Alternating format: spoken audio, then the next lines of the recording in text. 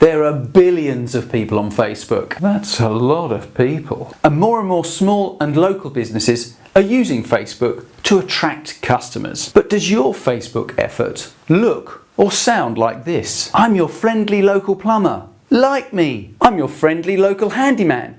Like my Facebook page. I'm your local hairdresser. Like me.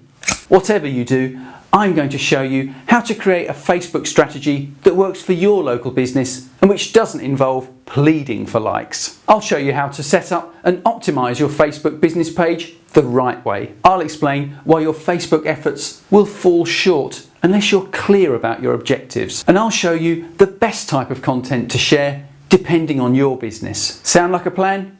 Great. Let's get cracking.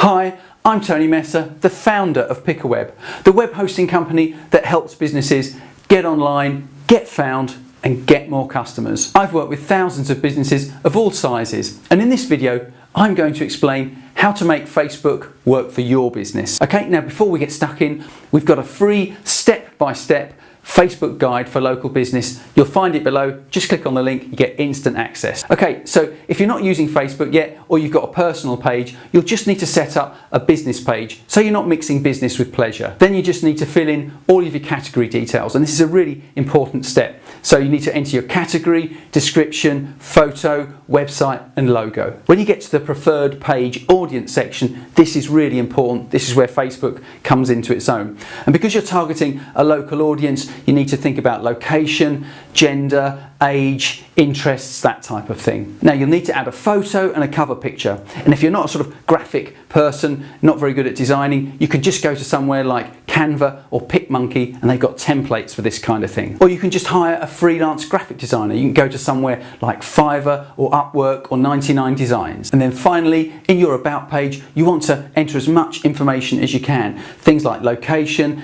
hours of business, description, that type of thing. Okay, now I'm sure you're itching to get stuck in, but before you do, it's worth just setting some objectives before you go posting things willy-nilly. Now there's no one-size-fits-all approach here, but broadly speaking, we can separate businesses into two types. We've got business to consumer and business to business. Okay, so business to consumer, that's otherwise known as B2C. You're selling to the general public, so you could be, for example, a bookshop or a hair salon, whereas business to business, or B2B as it's known, you're selling to other businesses. So for example, you might be an accountant or a printer. Okay, so there will be some businesses, for example, like plumbers or builders, and they'll probably straddle both of those, but you know your target market best. So for B2C, your objectives are probably around customer service excellence and creating a community around your brand. Whereas B2B, you're probably more concerned with showing leadership, expertise and authority, and basically showing that you're a safe pair of hands. Now before we get stuck in, there's one important point you do need to think about, and that's your social media policy. Now I know it sounds like it's something that only big companies, big brands will have, but it is important even for local businesses. Why is that? Well, it only takes one bad comment or a sarcastic joke that's misinterpreted or misunderstood, and that can really do damage to a brand's reputation. So it's just something that you need to be aware of. Okay, lecture over. Let's look at the fun part, finding great stuff to share with your followers. Now, one of the reasons that Facebook is so popular, and one of the reasons that so many brands are getting a lot of success with it, is that it's so easy to share all sorts of different types of content. And because you're running a local business, you've also got the added benefit that you can share local news, community news, stuff that's happening in your area. So you want to mix it up a little bit.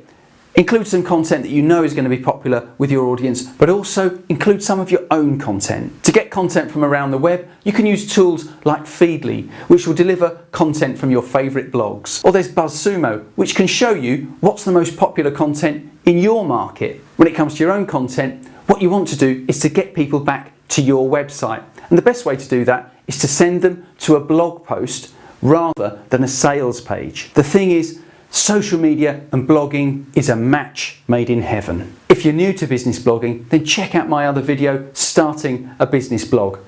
There's a link below the video. So when it comes to B2C brands, you want to highlight content that you've created around the customer experience. Here are some ideas for content that you can create and share. Sales coupons and special offers, alerts about new items in stock or new services that are available, the latest industry news, fashion trends, or even local news. You could even do a video. Giveaways, raffles and competitions are always popular. You could do unboxing content or user-generated content like testimonials and case studies, and things like how-to guides, buyer's guides and hints and tips are evergreen favourites. B2B brands, you're all about building authority and influence by educating your audience. So you'll find that these types of content frameworks work particularly well. Comparison guides, how-to guides, infographics, industry news, slides, videos, or even case studies. Use the Facebook Insights feature to find out when your audience is online. That way you're going to get more engagement and better overall results. Once you're posting a good selection of content, you can start to build a good local following and engage more and more with your followers. Now don't worry if you haven't got tens of thousands of followers like some kind of national brand.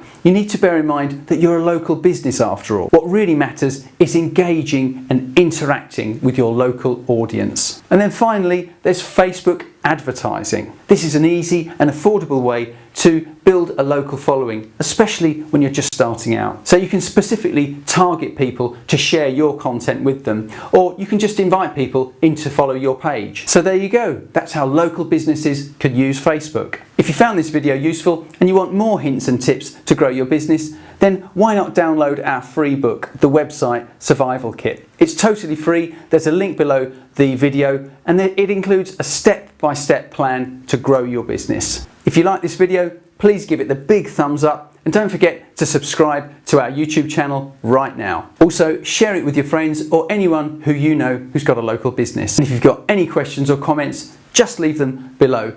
I really appreciate it. I do read them and I will get back to you. Okay, that's all then. Thanks very much for watching. All the best.